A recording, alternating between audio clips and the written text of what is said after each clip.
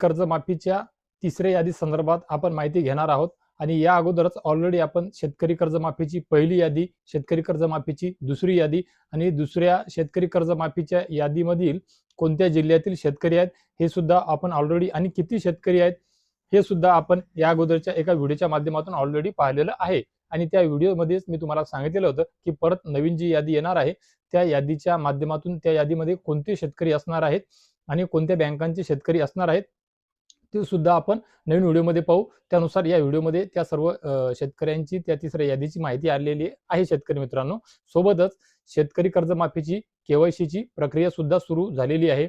शेतकरी कर्जमाफीची जी यादी आहे या ज्या याद्या आहेत या कुठे पाहावयाच्या आहेत किंवा काही दिवसामध्ये परत या कुठे मिळू शकतात या सर्व गोष्टी आपण या व्हिडिओच्या माध्यमातून छोट्या खाणी पाहण्याचा प्रयत्न करणार आहोत शेतकरी मित्रांनो। तर बघा शेतकरी मित्रांनो, पहिल्या दोन याद्या झाल्या, त्याची कार्यप्रणाली प्रोसेस केवायसी प्रक्रिया सुरू झालेली आहे। दुसऱ्या यादीमध्ये जिल्हा मध्यवर्ती सहकारी बँकांच्या कर्ज खात्याची कर्जधारकांची माहिती आहे, त्यांच्या केवायसी सुरू झाल्या। आता तिसऱ्या कर्जमाफीच्या यादीमध्ये जवळपास तुमच्या ज्या नॅशनलाइज बँका आहेत, नॅशनलाइज म्हणजे स्टेट बँक असेल, महाराष्ट्र ग्रामीण बँक असेल, या ज्या बँका आहेत या बँकांचे जे कर्जधारक जे खातेधारक आहेत कर्जधारक त्यापैकी 2 लाखाच्या आतील जे कर्ज धारक आहेत ते जे शेतकरी आहेत, ज्या शेतकऱ्यांचं 2 लाखाच्या वर किंवा 2 लाखाच्या पेक्षा जास्त नसून 2 लाखाच्या आतली रक्कम कर्ज खात्याची व्याजासहित आहे, त्या सर्व शेतकऱ्यांचे जवळपास 17 ते 17.5 लाख शेतकऱ्यांच्या याद्या अपलोड करण्याचं काम सुरू आहे। त्यांची प्रक्रिया केवायसी करिता सुरू झालेली आहे। तर हा विषय अजूनही शेतकऱ्यांच्या खूप साऱ्या याद्या आलेल्या आहेत।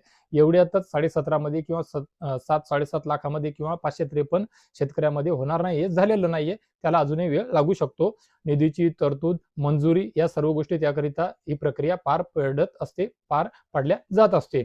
आता हा झाला शेतकऱ्याचा बँकेचा विषय आणि महत्त्वाचा विषय तोच की याद्या कुठे पाहावयास मिळणार। या अगोदरच्या आपण बऱ्याचशा व्हिडिओमध्ये सांगितलेल्या याद्या तुम्हाला कुठे पाहावयास मिळतील, परंतु सध्या तिथे या याद्या उपलब्ध झालेल्या नाहीये।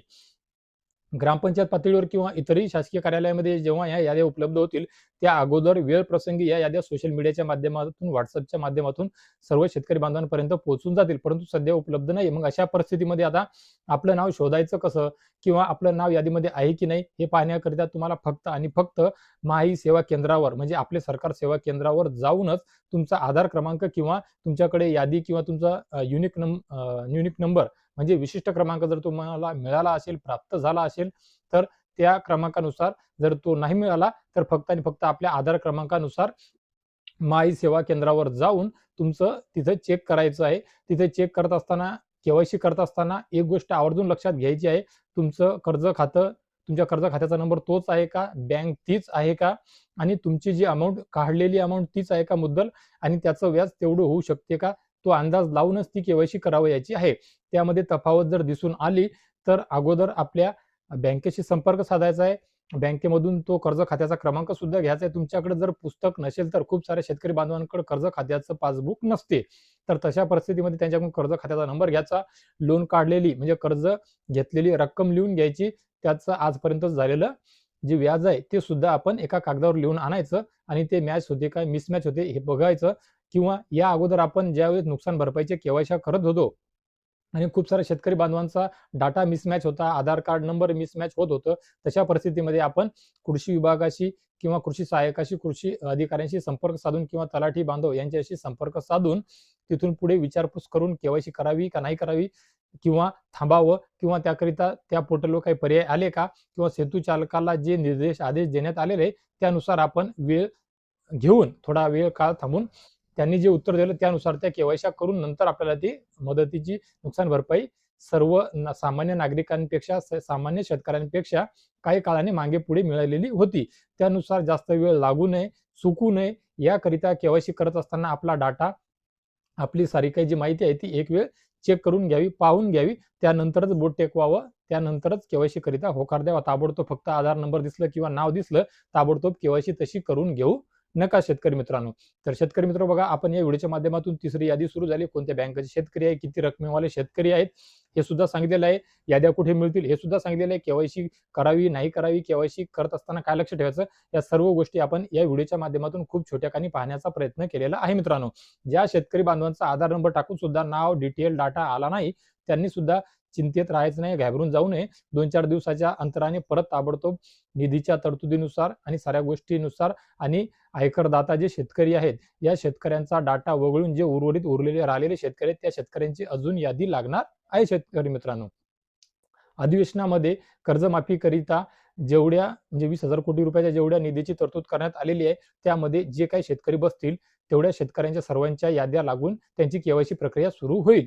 आणि केवायसी केली म्हणजे खूप दिवस लागतील अशातला सुद्धा भाग नाहीये. आणि केवायसी केल्या ताबडतोबच तुम्ही कर्जमुक्त झाले असं सुद्धा नाहीये. कारण की केवायसी केल्याच्या नंतर नियमानुसार वेळ प्रसंगी खऱ्या अर्थाने 2 दिवस लागत असतात. 2 दिवस 2 रात्र म्हणजे 24 आणि 24 48 तास. 48 तासाच्या नंतर तुमची केवायसी झाल्याच्या नंतर तुमच्या कर्ज खात्यामध्ये तुमची कर्जाची रक्कम जमा होत असते शेतकरी मित्रांनो. आणि बाकीच्या शासनाच्या आदेशा निर्देशानुसार नवीन कर्ज वगैरे काय ज्या गोष्टी असतील बँकेनुसार त्या तिथून पुढे सुरू होतील.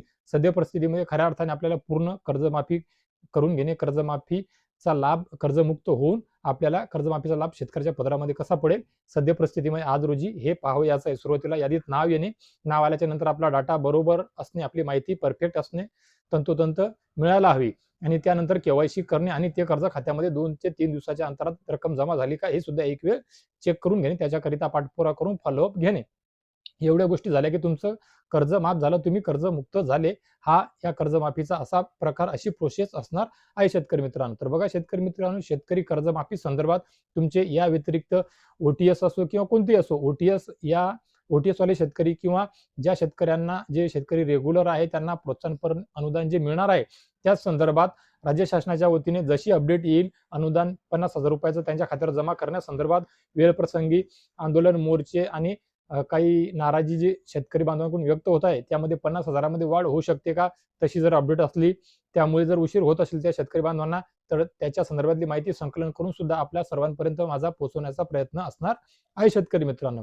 तर शेतकरी मित्र, कर्जमाफी संदर्भात तुमचे कुठलेही काही प्रश्न असतील तर या व्हिडिओच्या कमेंट बॉक्समध्ये नक्कीच विचारण्याचा प्रयत्न करा. माझा सुद्धा तुमच्या सर्व प्रश्नांना उत्तर देण्याचा प्रयत्न असणार आहे मित्रांनो. तर शेतकरी मित्र, आशा करतो माझ्या इतर व्हिडिओप्रमाणे या व्हिडिओच्या माध्यमातून शेतकरी कर्जमाफी तिसरी यादी, केवायसी आणि कोणत्या बँकेची यादी, या सर्व गोष्टीचा आपण छोट्या खाणी या व्हिडिओमध्ये उलगडा घेतलेला आहे. तो आपणा सर्वांकरिता नक्कीच लाख मोलाचा ठरेल, उपयोगी ठरेल.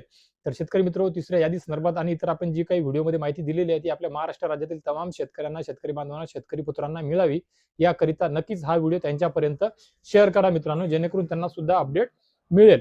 तर मित्र, या व्हिडिओच्या माध्यमातून तुर्तास एवढेच. भेटूया एका नवीन व्हिडिओच्या माध्यमातून तुमच्या आमच्या नवीन उपयोगी माहितीसह.